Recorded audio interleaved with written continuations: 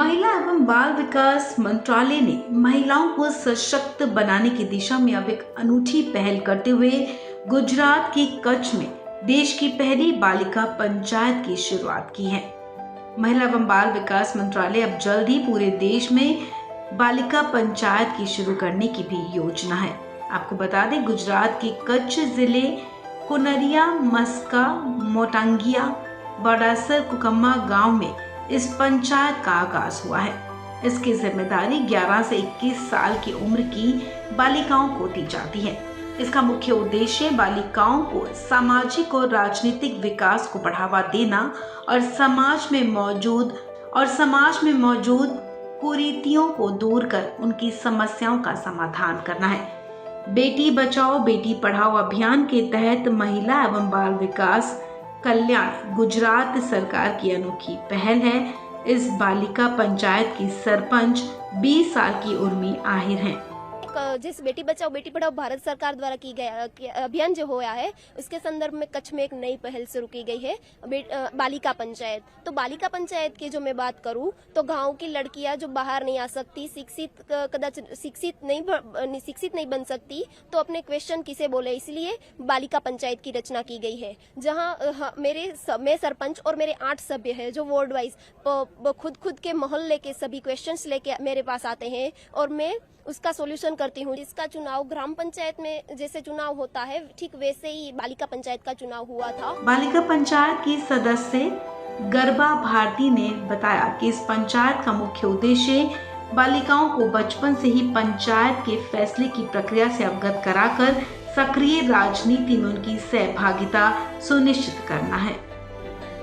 बालिका पंचायत बनाने का मुख्य उद्देश्य ये ही है कि बालिकाएं बचपन से ही पंचायत की निर्णय प्रक्रिया और सक्रिय राजकारण में उसकी भागीदारी आए और समाज में चल रहे कुरिवाज जैसे कि दहेज प्रथा, बाल विवाह, स्त्री पुरुष की असमानता, गर्भ परीक्षण, ऐसे सारे कुरिवाज को दूर करने के लिए बालिका खुद सक्षम बने, इस हेतु से बालिका पंचायत की रचना की गई है। आज भारती और उर्मी जैसी बाल सरपंच की कोशिशों के चलते महिला सशक्तिकरण से जुड़े संगठन इनसे मिलकर काम करना चाहते हैं। इन बाल सरपंचों ने अपने गांव की लड़कियों को ताकत देने की नई कोशिश की है, जिससे इनके गांवों में बालिका शिक्षा का प्रतिशत बढ़ा है।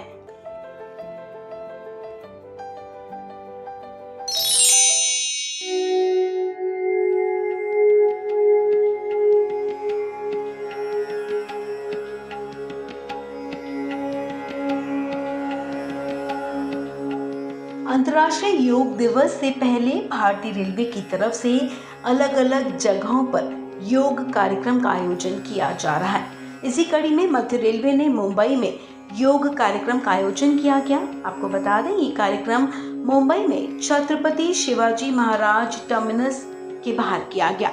योग सत्र के दौरान मध्य रेलवे के कर्मचारियों को विभिन्न योगासन करते देखा गया। 21 जून 2022 को 8वां योग दिवस अंतर्राष्ट्रीय योग दिवस मनाया जा रहा है, जिसको पूरे भारत में और बल्कि पूरे विश्व में बढ़ चढ़कर मनाया जाएगा। ये इस वर्ष हम आज़ादी का अमृत महोत्सव भी मना रहे हैं और इस उपलक्ष्य में आयुष मंत्रालय के निर्देश के अनुसार जो हमारी विश्व धरोहर इमारतें और इसी प्रकार के जो पर्यटन स्थल हैं, ऐसे 75 स्थानों पर योग का आयोजन किया जा रहा है। कुछ इसी तरह का नजारा चेन्नई में भी देखने को मिला। दक्षिण रेलवे की तरफ से चेन्नई में योग कार्यक्रम का आयोजन किया गया। Please do spend at least 45 minutes per day on taking care of your health, and yoga is one of the easiest methods, one of the most cost-effective methods. It doesn't warrant you to go to gyms and spend a lot of money. This is something you can do at home. So please start practicing yoga. Thank you. गौरतलब है कि अंतर्राष्ट्रीय योग दिवस हर साल 21 जून को मनाया जाता है। दुनिया इस साल 8वां अंतर्राष्ट्रीय योग दिवस मनाएगी।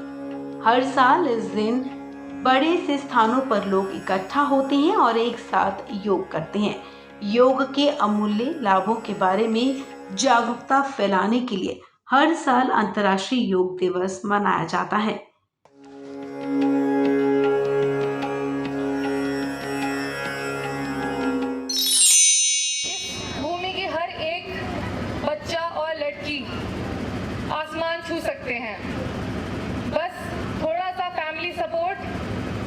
एजुकेशन, दो चीज आपको आसमान पहुंचा सकती है।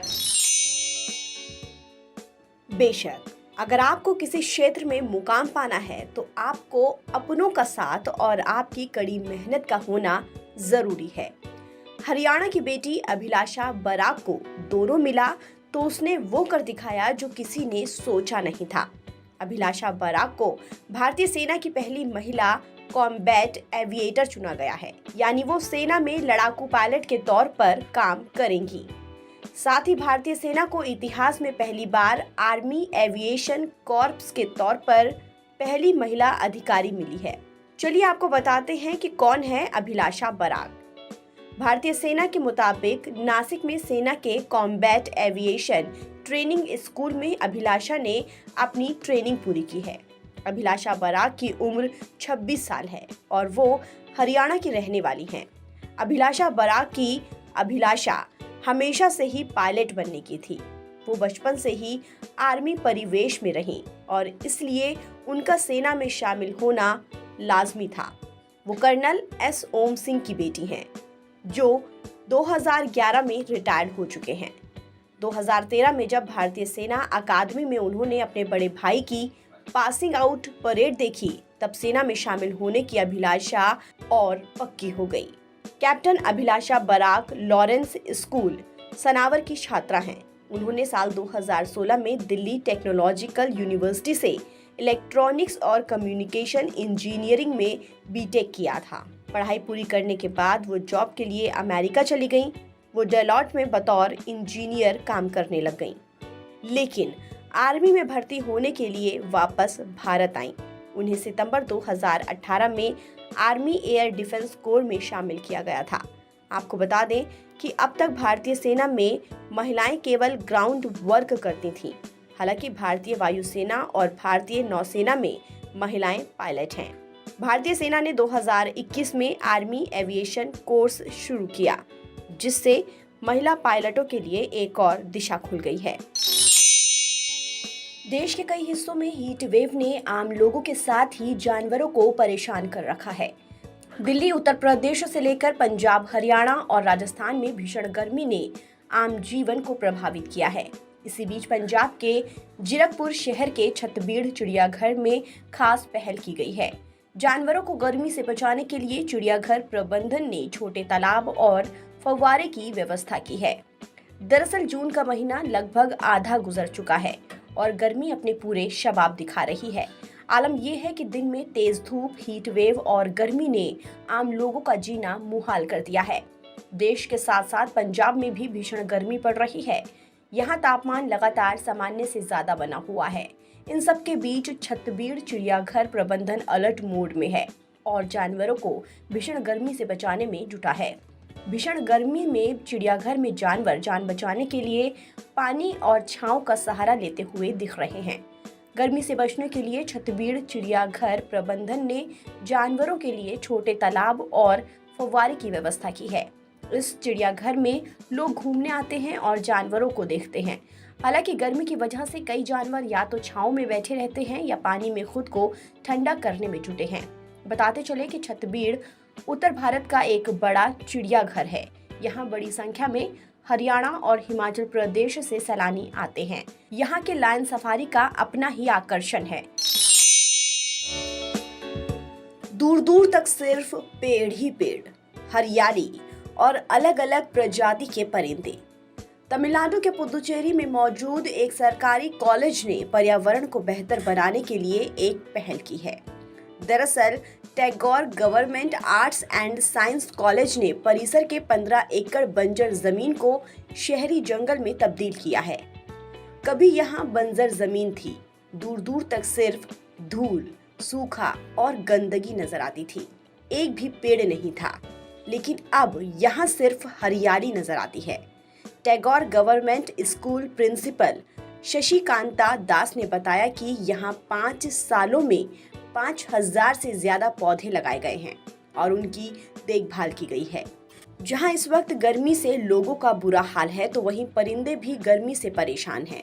ऐसे में यहाँ परिंदों को जीवित रखने के लिए उन्हें पर्याप्त भोजन और पानी उपलब्ध कराया जा रहा है। बारिश के बाद ये इलाका आंखों को बहुत सुकून देता है।